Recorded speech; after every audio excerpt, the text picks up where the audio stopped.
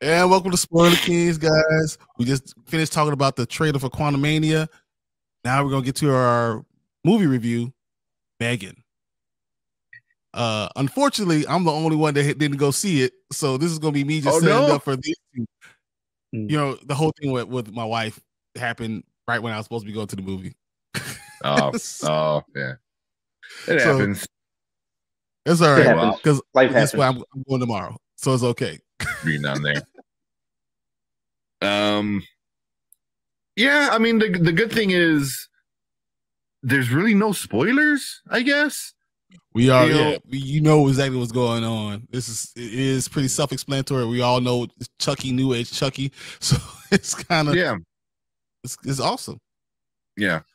So since me and Brandon probably be mostly talking, we'll be up here. but there's really no spoilers. I don't think we can say or do anything that will spoil the movie for you. Hey, Horgy got it. Oh, did he? Yes. Horgy got it. Awesome. I'm very happy to hear that. Yeah, there it is. Awesome. Nice. Heck yeah, dude. Congrats. Yeah. So, I mean, everybody, if you're still sticking around, stick around. I got a bunch more movies to give away. A bunch more movies. Yeah. So, and as we get more viewers and stuff like that, when we're live, drop a movie here and there. Hey, I got comic books. Lots and lots of comic books. Digital copies. Oh, the digital copy. Oh, nice. Yeah, I have lots of them. Yeah. So make sure you come check us out live. So if you're watching our replay, check us out live, and you can win a movie, you can win a comic book. So it's fun. But did you want to read the synopsis then, Brian? Yeah, I already have it up. Are we flexing our collectibles a little? Just a little bit, guys. I have so much coming up. I have this unboxing stuff. I was like, man, I can pull this up too. This is great. Yeah. All right. So I got the synopsis up. Here we go. M3GAN is a marvel of artificial intelligence, a lifelike doll that's programmed to be a child's greatest companion and parent's greatest ally. Designed by Gemma, a brilliant roboticist, M3GAN can listen, watch, and learn as it plays the role of a friend and teacher and playmate and protector.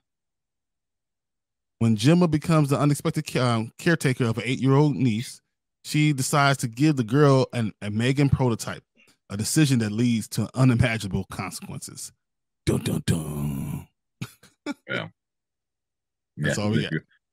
The playmate from hell. Again. And this time we're for real. Yeah.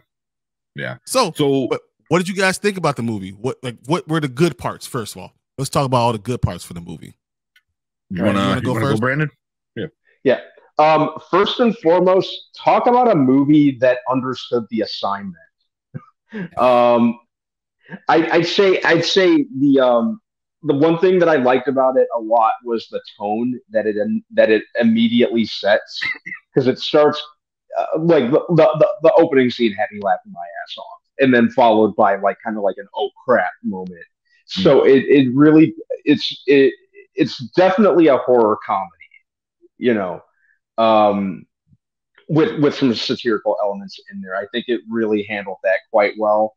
I thought the acting was very good. Allison Williams is actually kind of falling a little more on my radar, just kind of as a versatile actress. And it's funny that even when she's playing a non-villain role, ever since Get Out, I just have trust issues with her. She's a villain. That's just what it is. Black men everywhere. Black men everywhere, just like, oh no, not her again. I really liked the way that it was very well directed. Gerard Johnstone, New Zealand film director. I've mentioned him a couple times when this topic has come up. He directed a horror comedy from about 9 years ago that I really, really like, called Housebound, which really, really good one without giving too much away about it. Also, like I said, also a horror comedy. There was one scene in the movie in particular that takes place in a woodshed that actually reminded me of Housebound. But yeah, I really liked. He did a great directorial job on it. I really liked the tense moments. There were parts that were legitimately creepy as well as hilarious. There were what else was there? Even kind of like the soundtrack. I've been kind of doing this indie rock deep dive over like the past year, and there were like some indie rock tracks on there that I really liked. But yeah. Overall, I'd say there was a lot of fun to be had in it, and surprisingly, it was a horror movie with a message. You know, kind of about the it really was. yeah which I was really surprised to see and really appreciated. But yeah, I dug it. Might even go see it again. It's kind of which is kind of a rarity for things in the month of January. That's especially horror movies. It's rare to see that. All yeah. right, Tank, so what do you got though for this? So real quick, get some comment. So Tony said Megan literally had to choke a bitch. yeah. And then Cookie, what's up, Cookie? So I can't believe how well this movie is doing for a January drop. Yeah, like Brandon said, I gotta go see it. Yeah, January's when movies die. Yeah, especially a horror movie. A horror movie in January, right after Christmas. It's killing it. Just asking for bad news. Yeah. Especially with how well received it's getting, you know? Yeah. You know, it's a critical darling right now. yeah. So, how did Megan kill the neighbor? Neighbor with the hose. That's my question. That's part of I thought it was the pesticide. Yeah, it was like the chemical kind of thing. And then Horgy, Megan was a fun theater experience. Titanium. Oh yeah, yeah. So I think Alyssa and Horgy definitely touched on a couple of things that I liked the most. Was so Alyssa's like, how did the neighbor die with the hose? That's really the only killing they show of her. You know what I mean? Like there, and then there's a few more right at the end, but you know they weren't like that crazy. You know, you expected like some crazy stuff, some like what's that? I mean, like Chucky. Chucky went around cutting people and stabbing them in a heart with a butcher knife. Like that's just what he did. Yeah, just what it like. The hose one was pretty interesting, but they kind of just like she basically like waterboarded her to death with chemicals almost. You know, but there's some other parts where like the killing happened off screen, and I thought that was the way to go. You know, with stuff like this, because you know, always with a scary, creepy bad guy like Megan. You know, and then you let your kind of imagination kind of run wild. That's the best way to do a horror. If you show the gruesome and the gory, it's cool, but then there's no like, there it is. That's what it is. More than become a scary movie. Yeah, you know, so that, you know, but that one kill with the neighbor was kind of cool. You know, it's also freaky, you know, like with the different abilities she has to lure people in. You know, so she's like, you know, that's kind of a really cool one. And then like Horror Geek said, Megan with the titanium, the music in this was so stupid. Yeah, but it worked. It worked. Yeah. Everyone in the theater laughed. You know, like you said, everyone when she sat down and she started singing Titanium. I was like, how on the nose can you get? Because like she has a titanium skeleton on top of that, you know, and all this, and then just the goofiness of it. But the first time she sang was at a very emotional kind of moment, and she sang, and it definitely took her like, oh, and then you're laughing, you know. So it's like, so you know, it was definitely fun because it was so off-putting. You know, it wasn't like, oh, she's scary because she's just straight up evil. Like she's scary because it makes no sense of her being scary. That makes it more scary, you know. And it's just so weird, so goofy. But definitely like I said, it understood the assignment. 100%. And then there was one thing like I think me and Erica were talking about after we watched it was Chucky was based off a real doll that you know terrorized our generation of being little boys. Like I told my parents to like burn my buddy because like Chucky's not living with me. Yeah. And I'm like, well, what is this? And it's American Doll. You know, the outfit the customization you could do and stuff like that. That they were planning to do. That face, but that also that face reminds me of like American Doll toys, like and the price tags being insane. Yeah, American Girl dolls, American Girl. That's what I was thinking. American Girl. I got little girls, so yeah, I know. Yeah, you know, and I'm sure after they see this, they're like, nope. Like, I ain't seeing this. Yeah. Honestly, my parents like traumatized me when I was a kid. Like, oh, you know that toy we bought you? Here's it killing everybody. Oh, cool. That's not happening. But yes, stuff like that. Like Brandon said, it definitely knew the assignment. It really wasn't horror as it was kind of thriller comedy. You know, it did have some scary moments, of her just because it's so freaky, like, but for the most part, it really wasn't horror. It was more, I don't want to put it in the level of campy horror, because I think that's a whole genre, and it really wasn't campy, but it's writing that line. It's writing that line between campy. You almost could, because there were definitely some camp kind of cheesy moments there. Well, you're talking about this, so let's talk about the bad then, guys. Give us what you asked for bad, Brandon. I think that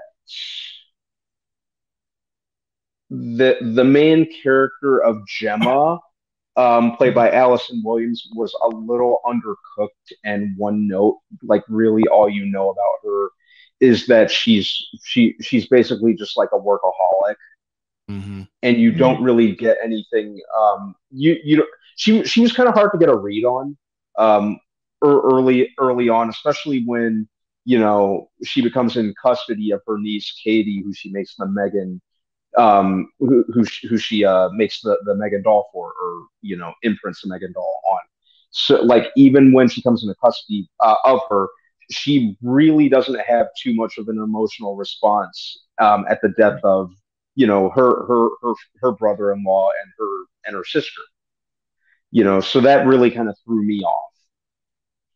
I'd say, what else? It kind of it kind of veers off into cliche category, especially during the climax. And there were kind of parts where I wasn't drawing comparisons to Child's Play necessarily, but I was kind of drawing a few comparisons here and there to the Child's Play remake from a couple of years ago.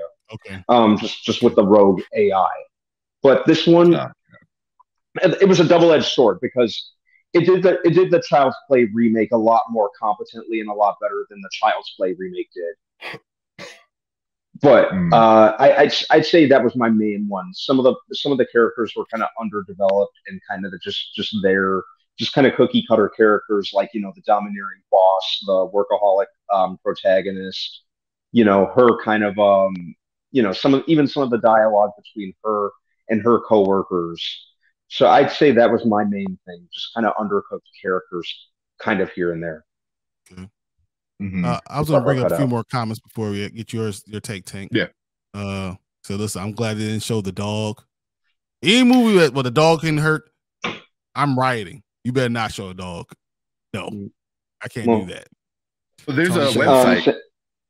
There's a website called Does the Dog Die? So if you ever want to know before you go see the movie, doesthedogdie.com actually tells you if any animals, I mean, obviously they don't get hurt in real life, but in the movie, do they get hurt? I emotionally can't do that. You know what? I'm using that every single. Doesthedogdie.com. Puss in Boots. Just so, and you just look up the movie and it will tell you like yes or no. If an animal or pet dies. So, hey, the more you know. Yeah, exactly. Horror Geek says it originally was going to be an R-rated, but they had big teen audience on TikTok, so they made it PG-13. That's what happens when you do a dance, montage like that on TikTok. This is what you get. Yeah. God, the dances. Tony says the little girl Katie tantrums were believable. Too believable. She's like, seems like you had some personal experience with that, Tony. Well, I agree in that, and I think that kind of works to the movie's advantage, because it was kind of a social commentary on how kind of technology has really taken the forefront in a lot of in a lot of people's lives, especially young people. So she was she was the walking metaphor for that. So it really worked for me. Um, granted, I probably try to curb that really quick if I were a father, but but yeah, you could try or try at least. Gemma was being a very very good sport about it, but it worked. It worked in the context of the underlying message. So I thought that was good. Yeah. All right. Erica says, it reminded me of the good son type of creepy scary. Erica, that's such a good point. That's right on target with that. Yeah, good son. All right, Tank, tell us what you didn't like now. Probably a lot of them are just like Brandon said. Some of the other characters, a lot of the side characters, like her coworkers, were just. You always have the serious one and then the goofy one. That's just like it's such a thing that is what they do. They did it in Jurassic World. Like, oh, here's a serious one, and here's the guy who's a little goofy, and they had that in this one as well. And it was just kind of like they were somewhat annoying, but they didn't really have that big of a role. And you're like, whatever, like. Ronnie Chang. So if you watch the Daily Show, he's one of like the side characters. Does a lot of like he's Asian, so he does a lot of like Asian commentary on stuff. He's the boss guy in it, and I thought he did a really good job. But it's hard to. I think just who he is a funny guy, and he tries to be a funny guy. And even when he's trying to be serious, it's still like you're kind of laughing, because like you wait for the punchline. He just like I think just how good he is with comedy is him trying to be like I don't know if it was really serious, but trying to be serious. It just didn't work that well. I loved it. I loved him though as a character, but. I think if he should have been a little bit more of an asshole seriousness rather than like, I don't know, I mean, it didn't do it for me, but he was okay. Yeah. I mean, the plot was kind of paper thin. I was like, there's a plot. I thought it wasn't a plot. It was just like, we're gonna put these things out here, and this is where it is. Keep dancing. The plot had some issues. Because at one point, like even like Horror Geek says, like, they talk about parenting and attachment theory. Definitely a big part of the film. Yeah, so they have these big parts of where like they're trying to like teach maybe people our age who don't have kids like a Gemma, and then now you have a kid and now you're like, oh, there's these things that were big in the past, but now they're even more with you making attachments with certain things, but then that's all undermined by goofiness and silliness and stuff like that, so I think they were trying to put a message out there, and I think they were almost there, but then it instantly got undercut. And the robot was like, exactly, by doing the her swinging her arms like that, but her head's just still. That was great. It's the best. That was great. But yeah, that's awesome. Okay. I'm definitely gonna add a gift to that. But the bad. I think the bad is kind of what you normally think of when you think of a campy horror film. I mean, it's like, oh yeah, you're trying to be serious, but it's undercut with the funniness and the stupid silliness of it. So that kind of gets in the way of you being full campy. And I think every campy film kind of does that at one point or another. It's like, oh, it's serious and then silly. Yeah, and that's kind of cut the tension. That's the point of it. Yeah, but. Yeah, there wasn't too much I didn't like. Here's my question: are we going to get more? Yes, because we have Chucky and then we have lots of sequels and and the story continues to go on. Are we going to get more from this too? How do you think it made almost 4 times its budget back on opening weekend. It's a critical darling Avatar. Right now. It's had a very creative marketing campaign. We're getting sequels. Yeah, they already announced it. Like I believe it was earlier today. You know, as of recording this, they came out and they're like, "Oh yeah, no, we're going through number 2 and we're going to get it pretty quick." Yeah. You know, well, it's easy. If you have no plot, you can do that. Yeah, and a good scary movie you could, you know, because you don't need that thick of a plot. You know, just live life and put this scary thing right in between of it, and that's just what it is. Yeah, I like too that there wasn't that much CGI, so you know, it was a lot of practical effects. Yeah, there was 2 M3GANs, you know, actresses, Amy Donald and Jenna Davis, who both played M3GAN at different parts, either voice-wise and body-wise. I think Amy Donald was the physical actress, if I'm not mistaken. I think. I don't know. They're both really young. I might have it backwards. They're both. But yeah, really it definitely had a plot. It's just a plot that's been done before, but it was executed pretty solidly, I thought, in this case. But we're getting sequels. It cost $12 million to make. It made almost 50 opening weekend. It's getting a sequel just on that alone. The fact that we got 2 singing scenes is amazing. Yep. they were great. They were funny. You know, I never. Is this a comedy or is it a horror or is it a horror comedy? What is it? I think it's both. It's definitely a horror comedy, thriller comedy, thrill-omedy.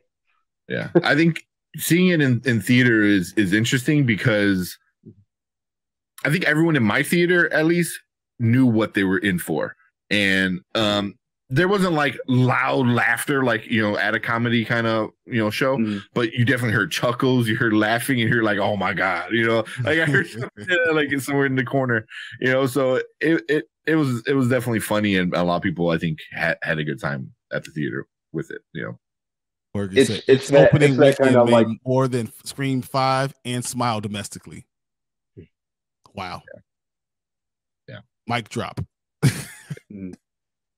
I think domestically it made 30 just domestically, I think, something like that. That's nuts. Yeah. So you guys want to get your rating? Yeah, sure. All right, here we go, guys. So okay. Take this tick off me. Good. Yeah. But I'm gonna let me hit the transition, then we'll do it. No, we do it. All right, as Spoiler Kings, we rate our movies a little bit differently. We go, you know, we got now. That means you need to stop everything, drop everything you're doing. You need to go see this movie right now. We have later, you know, hey, when you get a chance, if it's, you know, streaming, go ahead and, you know, take a chance and watch it. Or we have never. You need to do whatever it takes. If the movie comes on TV, avert your eyes, turn the TV off, throw it out the window. That's what we were talking about. So now, later, or never. Brandon, what you got your ratings on right here? Quick decision now. Oh wow! Really, really had fun watching this. It's a premise we've seen done many times before. You know, obviously Chucky is the poster child for the killer doll genre. You know, like I said, we've seen this done before, but it's done very well. It's done, you know, it's done differently than that. Definitely succeeded where the Child's Play remake failed. It has more in common with that than the original Child's Play movie with Rogue AI. But really, really good. I loved the way it was directed. I thought the acting was very good. The character of M3GAN herself is one that I'd like to see more down the line. I think there's enough longevity that they could do a lot with it. And it had a message, and it had interesting social commentary, and the balance of the humor and you know, like the kind of thriller aspect of it was very well handled, I thought. And it gave me some music to look up. Yeah, sounds good. That sounds good. Yeah. So yeah, what do you think, I can now this. What you got? Man, as much as I loved it and had fun, I just gotta give it a later. It was just it wasn't gonna like you weren't losing out on anything. And I think we started off this episode with talking about there is no spoilers. There is no spoilers, which kind of if there's no spoilers, then you know exactly what you're walking into. And it is, it is what it is, and for what it is, it's fun. It's a fun time. You're gonna have a fun time at the theater. You and a bunch of random strangers are gonna laugh at some of the stupidest things you see on screen, and it's fun. But I got to put it as a later. I do recommend going to the theater though and seeing it. I mean, if you're done seeing Avatar for 4 times and you want something different, this is definitely the way to go. But overall, I would put it as in the later category. But totally understand. Super fun. If there's like the next couple weekends, there's not much coming out until Ant-Man, so you got about 5 weeks before the next blockbuster comes out. So yeah, you got time to go check this out. Maybe when I don't know how Brandon's theater was. My theater was fairly empty. There were a lot of that people many in my showing. Was it? We went. There were early. a lot of people in my showing. I think we went like at one of the earlier shows, like at 12 noon. And there was only like maybe like a quarter of the theater was filled. Like, it was pretty empty, So, but yeah, it's definitely a fun, date night kind of Friday night, Saturday night movie. I think you have a good time with it. So, but I can't put it as a now. It's not life changing or like cinema greatness, but it is. Feel like you'd be doing wrong if you said that this is a down movie. Yeah, I got you. I can't put like the Guillermo del Toro Pinocchio and this both as nows. One's way better than the other, but all right, okay. Well, I already see Tank already looked this up, but Brandon, I want to ask you, what do you think you got on the tomato meter? 94, 93. Oh, okay. And what do you think the audience gave it? 91. Okay. Not bad. Not bad. So the tomato meter got 94%, and the audience gave it 80%. Yeah. So it's like some people. I think everyone that was going to go see it knew what we were getting into. It kind of even makes sense with what Horror Geek was saying. 30 million domestically. Smile made 22 million opening weekend. Both had great marketing. This had great marketing. TikTok really helped it out a whole lot. That releasing that dance scene made perfect sense. This is going to make a good amount of money. Can you imagine a $12 million budget and making $120 million? I know. It's possible. That's possible. Yeah. They're definitely like, so how many more can we make? But I mean, this is definitely a lot of people I heard saying it. This is definitely a Gen Z next level of Chucky. You know what I mean? Like, because I think this was trying, like Brandon said, like really great was this was trying to be the reboot of Chucky that the reboot of Chucky was trying to be. It did it better, and I think it needed to be. It needed to be its own thing. Like Chucky was Chucky from the 80s, cool. But now we have new toys and new technology, and it made more sense with this, Plus the story with the kid, Katie, and it being a toy and stuff like that. It was better told than like a Chucky remake, I think, tried to do. So it made more sense why M3GAN was, evil. So yeah, but. Yeah, it was definitely fun. But man, I was surprised the audience only 80%. Yeah, I thought it would be a lot higher. I thought it'd be higher. Same. Like 99 audience, something crazy. Because you going in knowing exactly what you're looking for. It is what it is. Let me see some of the bad ones. Well, I know I was watching Zach movie reviews. I forgot his channel name. But he had put it, and he didn't really care for it. He thought it was just a little too goofy and silly. So, really. But Zach Attack reviews. Not Zach. Another one. Yeah, I can't think of his name. But yeah, he put out a review yesterday with it, and But it was another Zach. So my question is: so have you guys seen Ron has gone wrong, or what's it called? Yeah, Ron's Gone Wrong. Ron's Gone Wrong. So I have not. So if you take that and Chucky and put them together, they're like, this is like kind of like that because you have the artificial intelligence that's trying to be a baby, like trying to connect with a kid, and you have Chucky that's killing everybody, and you put them together. Is that kind of what we're getting? Since I'm not going to see this till tomorrow. No, I that's a whole. I think that would be a whole nother kind of thing because Ron's Gone Wrong was kind of more him trying to be human. You know, I would say that's more of a Pinocchio kind of retelling. Was he really I thought he was just becoming a friend. Becoming a friend, teaching how to be a friend. Yeah, you know, and doesn't understand, you know, because he's like defective or whatever. This was something because it seemed like I thought she seemed like a defective doll that's killing everybody. And my other question is there a connection between her and the girl? Is there a real viable connection that you see between her and the little girl? Yeah, I'd say so. Yep, definitely. Like Horgeek said, attachment theory, 100%. It gets brought up a few times, you know, which is something, you know, that, you know, like he kind of, Brandon said, very social kind of commentary with like, you know, kids being stuck on their screen. So when you take away their screen, they lose their damn minds, you know, because they're attached to it because it gives them what they want instantly, you know. So yeah, so you get stuff like that. Yep. All right, but awesome. That's really cool for this. You have a fun time at the theater, man.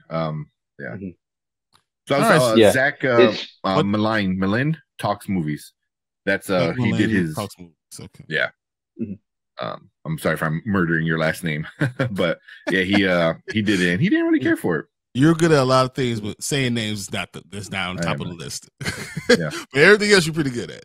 I can say like medical terms, like because those are easy. They're spelled how they're said. So man, that's funny. But this is where our opinions are about this movie. Well, we really want to hear what you guys think. So please comment on this section right here. Make sure you like this video. And if you're not a subscriber, please subscribe to the video. We have a lot more reviews coming out. We have nerdhuddle.com working. So we have a lot of things that we want you in. Please join us for live streams. So thanks guys for watching, and we will see you guys next time.